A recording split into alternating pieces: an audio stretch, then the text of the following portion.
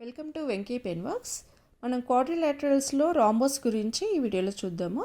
రాంబోస్ని మనం ఏమంటాం తెలుగులో సమచతుర్భుజం అంటాం. సో మరి ఈ రాంబోస్లో సైడ్స్ ఎలా ఉంటాయి చూస్తే 4 సైడ్స్ కూడా ఈక్వల్గా ఉంటాయి. మరి 4 సైడ్స్ ఈక్వల్గా ఉంటే మనం ఇంకొకటి కూడా అనుకున్నాము, ఏంటిది? అది స్క్వేర్. మరి స్క్వేర్కి రాంబోస్కి తేడా ఏంది చూడవచ్చు.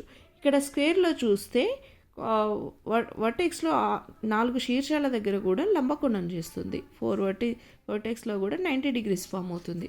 అదే ఇక్కడ చూస్తే ఇది రాంబస్. సో ఇక్కడ 90 డిగ్రీస్ అనేది ఉండదు. అంటే స్క్వేర్కి రాంబస్కు డిఫరెన్స్ ఏంటిది? వర్టెక్స్ దగ్గర 90 డిగ్రీస్ స్క్వేర్లో ఫామ్ అయితే రాంబస్లో ఫామ్ కాదు. ఇక్కడ డయాగోనల్స్ ఎట్లా ఉంటాయి? ఇక్కడ స్క్వేర్లో డయాగోనల్స్ ఈక్వల్, పర్పెండికులర్ బైసెక్ట్ చేస్తుందని మనం లాస్ట్ వీడియోలో చెప్పుకున్నాం. మరి ఇక్కడ ఎట్లుంటుంది అంటే డయాగోనల్స్ నాట్ ఈక్వల్గా ఉంటాయి. ఇక్కడ కూడా ఇదేంటిది? పర్పెండికులర్ బైసెక్టే చేస్తాయి. పర్పెండికులర్ బైసెక్ట్ చేస్తాయి కానీ నాట్ ఈక్వల్గా ఉంటాయి. D1 లెంత్ D2 లెంత్ ఈక్వల్గా కావు. పర్పెండికులర్ బైసెక్ట్ అంటే ఏంటిది? ఇక్కడ D1ని D2 సెంటర్ నుండి తీసిపోతే D2 నుండి D1 సెంటర్ నుండి పోతుంది. ఎట్లా పోతుంది? 90 డిగ్రీస్ చేస్తూ పోతుంది. 90 డిగ్రీస్ చేస్తుందంటే పర్పెండికులర్ అంటాం. బైసెక్ట్ అంటే 2 ఈక్వల్ పార్ట్స్గా డివైడ్ చేయడం.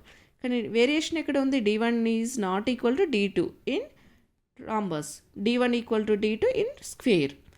సో ఇది మనము వీటికి ఉన్న డిఫరెన్స్ని మనము గుర్తుంచుకోవాలి. ఇక ఏరియా ఏమవుతుంది? Rhombus area 1/2 of D1 into D2. రాంబస్లో ఏంటిది? D1 D2 ఏంటిది? ఇవి డయాగోనల్స్. సో ఏరియా ఏంటిది? 1/2 ఆఫ్ D1 ఇంటూ D2. ఇక పెరిమీటర్ 4 సైడ్స్ని యాడ్ చేస్తే వచ్చేదే పెరిమీటర్ అనుకున్నాం కదా, 4A. ఓకే, ఇది రాంబస్ స్క్వేర్కి డిఫరెన్స్. Thank you.